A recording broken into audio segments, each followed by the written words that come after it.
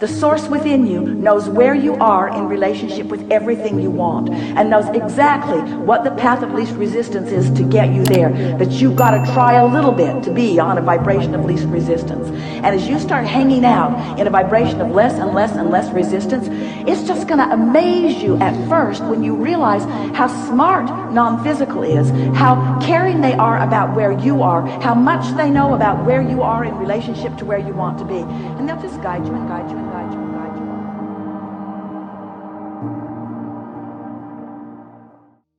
you. So we want you to realize that there's going to be some of that, but we have a new way of explaining it to you. And those who have been hearing and have been focusing in this new way are getting results, extraordinary results, easily. So here it is. As you stand in your now, do you accept that you are vibrational? Sort of, kind of.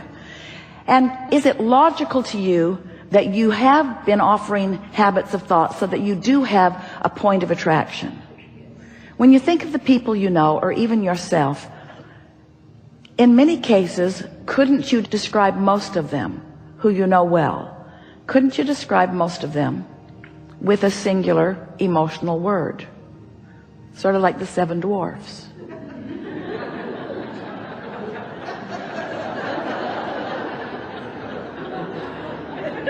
Bashful and happy. In other words, don't you know ornery? Don't you know pensive? Don't you know defensive? Don't you know eager? Don't you know happy? And while everyone you know moves about a bit and could be described in many of these ways, you do sort of have these habits of thought that hold you in those sort of moods, don't you? So we would like you to think of those moods or emotions as vibrational points of attraction, just like the emotional scale that we talked about a few years ago, where there's despair and fear and grief, really low feeling vibrations. And then there is revenge, which is an improvement, and anger, which is an improvement still, and overwhelmment and frustration, improvement still. And then you get into hope, and then you get into joy and eager and appreciation and all those good feeling vibrations. So we want you to think of this grid, this point of attraction, this spinning grid, point of attraction, sweeping around, gathering up all cooperative components and bringing you to them and them to you, because creation is really rendezvousing. It's what it is. Your point of attraction causes you to rendezvous with things that are like you, that are of a vibrational frequency that you are at. So if you think of these spinning grid discs, let's just call it the high-flying disc. That's what you want to be on, that high-flying disc. You want to be on the high-flying disc, but sometimes things have happened that make it impossible in this moment, or improbable in this moment, for you to be on the high-flying disc. So what we are suggesting is that you do it when it's easier. Don't wait until something is manifested and has your attention, because when you're looking right at something that you do not want, there's plenty of momentum going. And there's not enough that you can do focus-wise usually in that moment that's going to change that momentum. And that's why we say, hang on, it'll be over in a little bit. After a good night's sleep, you can take another run at it. So now we would like to say to you that while you slumber, during that sleep time, you know what that is? Do you know what the real benefit of sleep is? It gives you a respite from your momentum. Because it's sort of like in that high-flying vibration. Imagine a cork bobbing up on the surface. You can hold it under the water, but when you let go of it, it's going to bob right back up to the surface. So we want you to realize that it is natural for you to feel good. It is natural for you to be in alignment. It is natural for you to be blended with all that you've become. It is natural for you to have full resonance with who you are.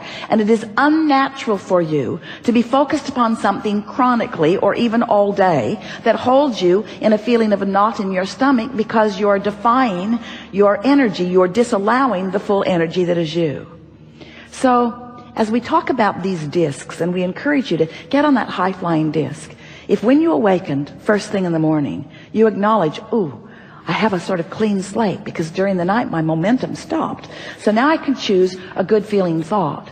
If you choose something that is general, something that's not too detailed, something that feels really good, and you're able to maintain it for 17 seconds and then another and then another, and you actually manage to lie in bed until you've crossed the 68-second mark, now you have a chance to have different momentum going today. Your point of attraction, your spinning grid, so to speak. What comes to you, it is our promise to you, will be a vibrational match to how you feel. Now, you might not make it till breakfast before something causes you to fall off that disc. You might not make it till breakfast, but you can do it again tomorrow, and you can do it again tomorrow, and you can do it again tomorrow, and you can do it again tomorrow, and you can do it again tomorrow, until after a while, not that long, certainly within 30 days, you will have established a vibrational precedence, a vibrational habit. You know, a belief is just a habit of thought. So if you think a thought and you don't contradict it, and you allow the momentum to go, then the momentum will be such that this thought will gather enough momentum that then you will become a believer of it. Years ago, when we first began talking about thoughts, we said a belief is just a thought that you keep thinking. And Esther and Jerry, we remember many conversations with them. They were sort of arguing with us because it felt to them as if a belief is something that is reality. I believe it because it's real, Abraham. I believe it because it's real. And we say, no, it's real because you believe it. It becomes reality because you believe it. Well, they argued, but I haven't really thought that much about that. And we say, you just got to know that you're born into belief systems, and many of them serve you well and many of them don't serve you well. And to be a deliberate creator, you get to sort out the ones that serve you, and you get to sort out the ones that don't serve you. And it is our promise to you, we can make this complicated and we don't want to, or we can make it simple and we really want to. If you will wake up in the morning and reach for the best feeling thought that you can find and practice it just a little while, you will begin to notice that your point of attraction has changed to the point that you will begin to feel invincible, because you will barely begin to speak things that are pleasurable to you or desirable to you or wanted by you, and the universe will begin an orchestration of them coming to you. Esther has been in Del Mar for a few weeks, and the other day she went to a fast food restaurant and got her favorite, we won't tell you, well, we will, In-N-Out burger, and then went down to Mission Bay to eat it. And she was watching people who had gathered there for fun. There were people on jet skis, there were people on sailboats, there were people sunning, people running, people exercising, people picnicking, all manner of people all over this place. And Esther just sat in her car and enjoyed her burger and watched them, and she was feeling high and invincible. She had been practicing this for a while. She'd been feeling so good. She'd been doing everything that she could think of to put herself in that place of feeling good, and she had good feeling momentum going, really good feeling momentum going.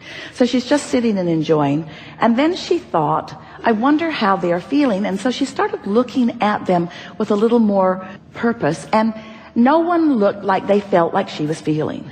And then she thought, well, they've come down here because they want to feel good. I came down here because I did feel good. She thought, I found my high-flying disc and then I came. Where so often, and she remembered of herself as well, I've come here for it to cheer me up. It's different. When you get on your high-flying disc and then, you get on your disc and then you follow the inspiration. Oh, the dynamics, the synergy, the co-creative power, you begin to feel invincible because now you've accessed this energy that creates worlds. You have a leverage that few deliberately harness, but you can. So Esther sat there. She has her notebook and she writes things that occur to her, and she wrote with clarity, universe, show me others who feel like I feel. So now it's time for her to leave, and so she gathers herself up and gets back out onto the roadway. And this roadway goes through a couple of intersections, and then it goes right onto Interstate 5 back to Del Mar where she lives. And as she crossed through the intersection, it was hard for her to get through without clogging it because the traffic was backed up, and as soon as she got through the last intersection, she realized, there must be a problem on the freeway, and there's no escape because everything says no U-turn, and there are no streets to turn off of. In other words, she was now committed to get on the freeway, and the freeway was clearly clogged. She was on the inside lane, and so she immediately just made an illegal U-turn. And so did the car behind her. It was like synchronized illegal driving. And now she's facing the intersection that she had just come through, and happy that she is not on that path of most resistance. She found illegal, we'll give it that, path of least resistance. The man who had been behind her, who is now in front of her because they've turned around, got out of his car, beautiful white hair, smiles that looked bigger than his head, and came to the window of her car and said, I've been driving around here for a long time, and never, ever, ever have I seen anyone follow their gut instinct with such success so quickly.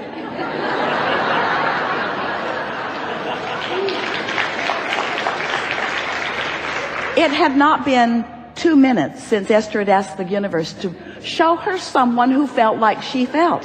His wife was in the car, clearly not feeling that way. She didn't want him to make an illegal U-turn. Esther felt certain that he was coming. If he'd have been a generation younger, he'd have high-fived her.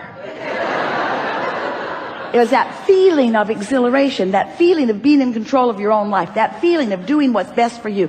And of course, Esther wanted to tell him so many things because she was enjoying his enthusiasm so much. She wanted to say, I do that kind of thing all the time.